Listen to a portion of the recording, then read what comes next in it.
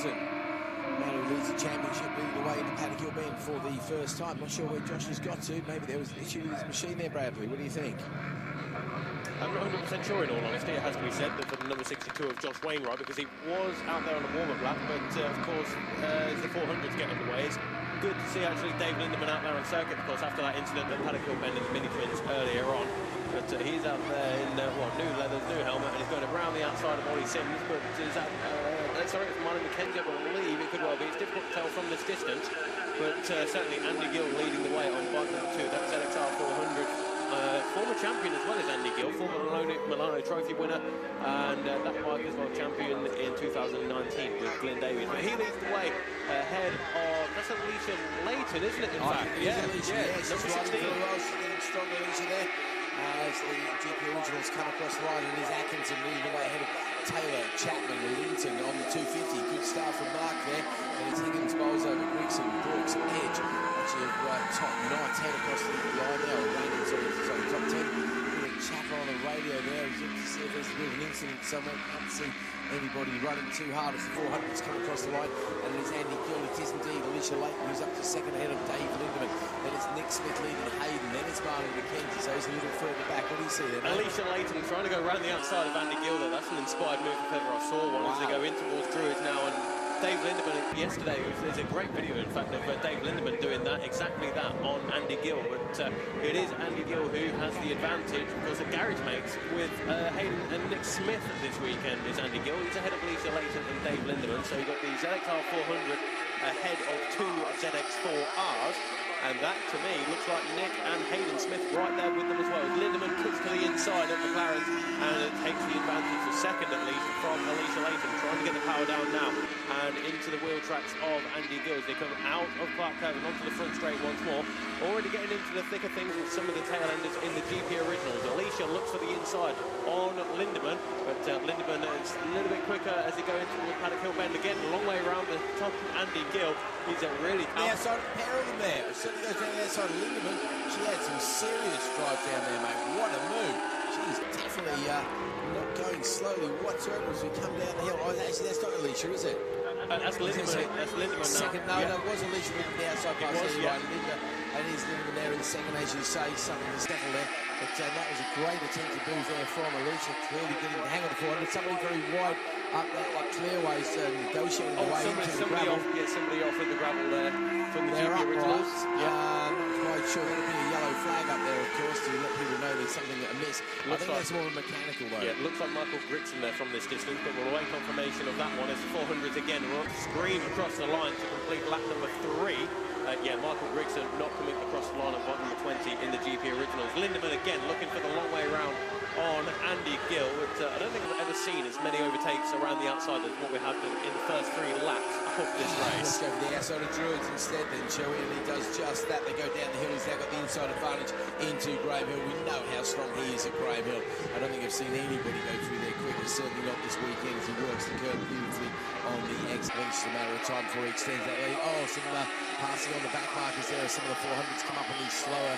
He says, you're right, that was Michael Grigson, mate. Unfortunately, he was leading the 250s in fine style. I think he was up to 4th place overall, doing a great job. Great shame to see him disappear off the leaderboard there as Atkinson comes across the line to complete lap 4 ahead of the number 97 machine. That's Andy Taylor there, and he's ahead of George Thomas, who now takes over the front running in the 250s, and he's also doing a fantastic job. He's up to 3rd place overall. Next across the line, it's the 155 machine of Chapman there. That's Roy Chapman. Roy Chapman, thank you very much indeed.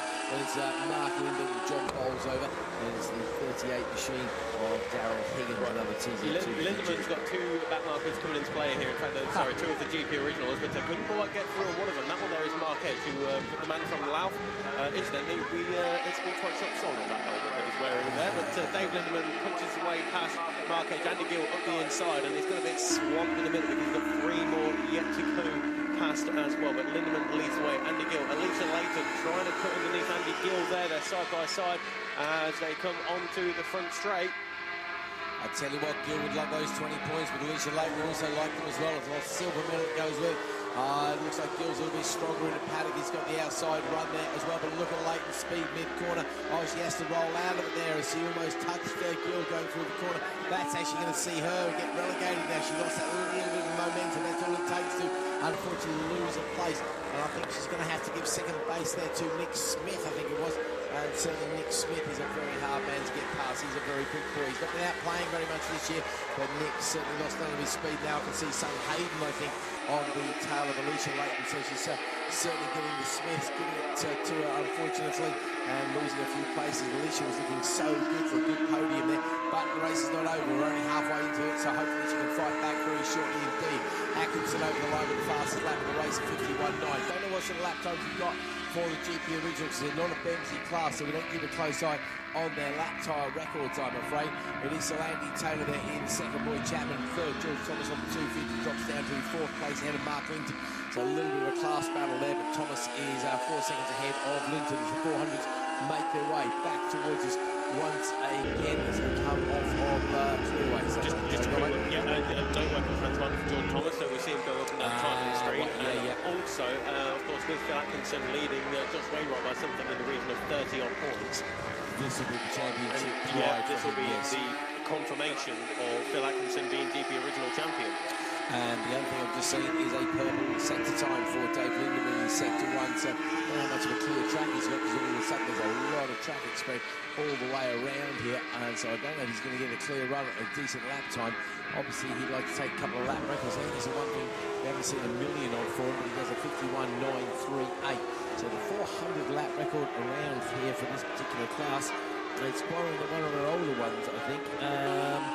It's Chris Burridge with a 50.141, so I don't think we need to be talking too much about the lap records. Rookie 400, 50.858. How good is that? Oh, we've got a rider down up there at Druids. I can see Marshall's running to the machine, which is unfortunately out of our sight. So we'll try and keep an eye on who doesn't go through into the second sector. So of course we know George Thomas there hasn't got transponder fitted, so we'll I think I'm seeing the name Nick Smith not getting switched off at the second sector there, mate, so it could well be that unfortunately Nick has managed to lob it up there at the top. I'm sure Hayden hasn't got too much of a smile on his face. Certainly Alicia Leighton will be happy to take back a place there as Lindemann comes across the line with a 51.681, so he's actually getting quicker throughout this race as Liam moves up into 7th place overall. Andy Gill in 4th though. He has dropped behind Alicia Leighton. He really needs to get back onto that podium because he's got Marley McKenzie behind him, and Marley of course is a serious championship contender here.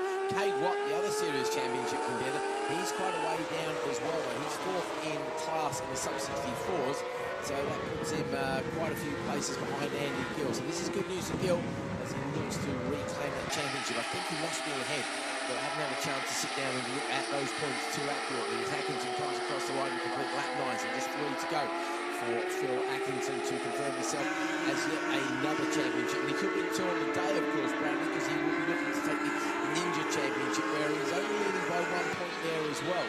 So we'll have to wait and see what he can do this afternoon.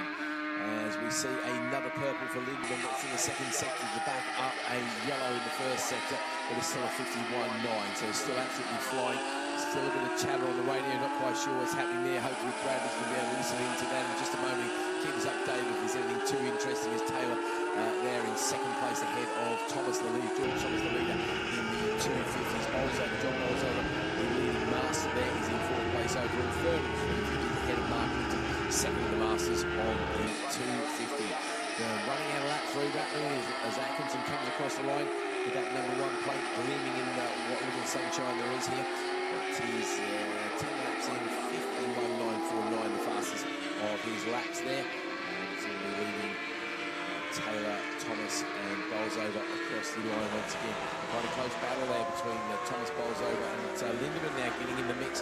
He's up to 4th place overall. He makes it another place, 2 places. He goes past Bolsover and Linton there, and he's 2 seconds slower than his best lap. So it'll be interesting to see if he can make up more places. I wouldn't be surprised if he can get up to 3rd overall despite the handicap of A being on a road bike, albeit a very rapid modern one, and B having that big old handicap on a start. The other interest though is, can Andy Gill pick off Alicia Leighton? Did he manage to do? No, it's in fact Leighton's getting quicker, mate. I should be keeping an eye on Alicia. She's moved back onto 2nd place. So Alicia was absolutely flying. She's doing a brilliant job. She really is. The only person ahead of her is Lindemann. He's quite a few places ahead of her, certainly in terms of bikes between him and her, but she is doing a fantastic job. She's going to be coming across the line very shortly with 1 lap to go. She's going to get the hurry-up flag, as is everybody around her. Oh, she's having a good look around the outside of somebody there. And that's Hayden Smith, 7.083 at the second. That's a really close battle. What do you got, mate? It's got a retirement there just as we go through Surtees on towards McLean's as well. McLaren, sorry. Yeah, that's one of the GP originals, unfortunately. Coming back home to lose. It's a great shame. So this could be critical times as far as points go. Gilly's looking good to pick up 13 points. I think he's going to be enough to certainly confirm him as a leader of the champion. Smith back past Leighton. Atkinson does indeed take the win, takes the championship. Fantastic stuff from Phil. Absolutely no stopping that man whatsoever as we wait for the other runners and riders to come across the line. Should be George Taylor who comes across the line next. Andrew Taylor who comes across the line next, then George Thomas, but it's David Lindemann. Go on, mate.